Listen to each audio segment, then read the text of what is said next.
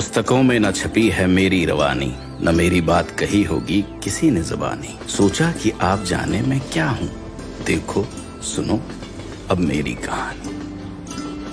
मैं यमुना पुल, यमुना नदी के ऊपर प्रयागराज से नैनी के बीच बंधा हुआ हूँ। 15 अगस्त 2021 को मैं 156 वर्ष का हो जाऊंगा। इस पुल ने आज़ादी से 82 साल पहले ही 15 अगस्त की तिथि को बहुत महत्वपूर्ण बना दिया था, क्योंकि इसकी शुरुआत 15 अगस्त 1865 में हुई थी। 156 वर्ष की आयु में भी मैं रेल की सेवा में तत्पर हूँ, उसी दृढ़ता और मजबूती से जो मेरे जन्म के दिन था।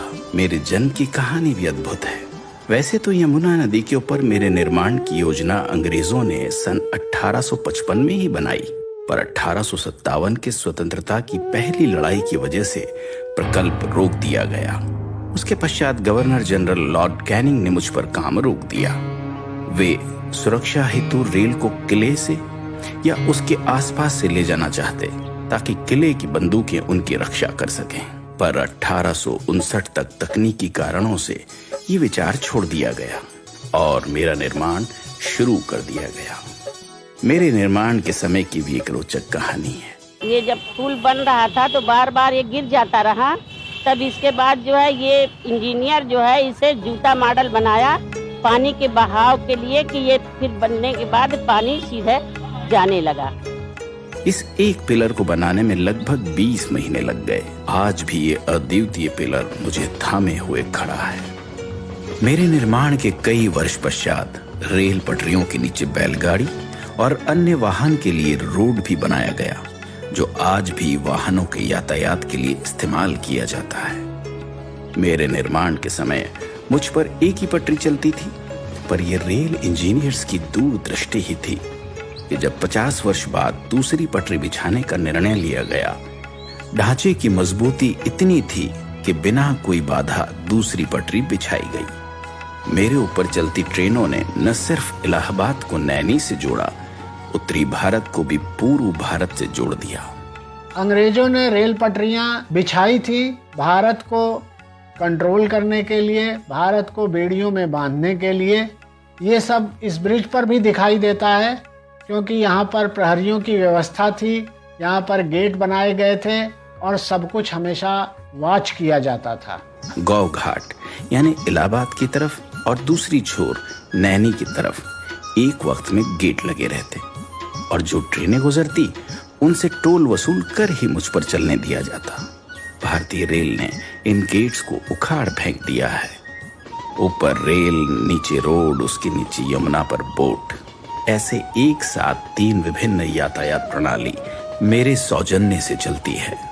आज भी हर 4-5 मिनट के अंतर पर मेरे ऊपर बिछी हुई दोनों पटरियों पर तेज गति से ट्रेनें चल रही हैं।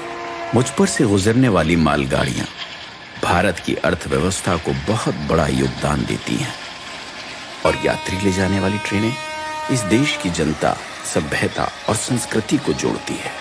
ये रेल कर्मियों की तत्परता, मेहनत और निष्ठा ही है कि लगातार 156 वर्ष से मेरी देखरेख और रखरखाव में कोई कमी नहीं आई और मेरी देश सेवा बरकरार है। नैनी ब्रिज एक 900 मीटर लंबा स्टील स्ट्रक्चर है। इस नैनी ब्रिज का रखरखाव अंडर वाटर सर्वे और अल्ट्रासाउंड जैसी तकनीकों से किया जाता है। इसमें सेंसर्स लगे हैं जो जल स्तर को मॉनिटर करते हैं और बाढ़ जैसे खतरों से सचेत करते हैं। सन 2004 में नए यमुना रोड पुल का निर्माण हुआ और उस पर यातायात शुरू हो गया। हालांकि आज मुझ पर भारी वाहन नहीं चलते, छोटे वाहन और रेल से प्रयागराज और नैनी को मैंने ही सुचारू रूप से जोड़ा हुआ है। यह पुल भारत का तथा भारतीय रेल की विकास यात्रा का पिछले 155 सालों से मौन साक्षी है। अंत में जयशंकर प्रसाद जी की 2 पंक्तियां मुझे याद आती है कि इस पथ का उद्देश्य नहीं है श्रांत भवन में टिक जाना, किंतु पहुंचना उस सीमा तक जिसके आगे राह नहीं।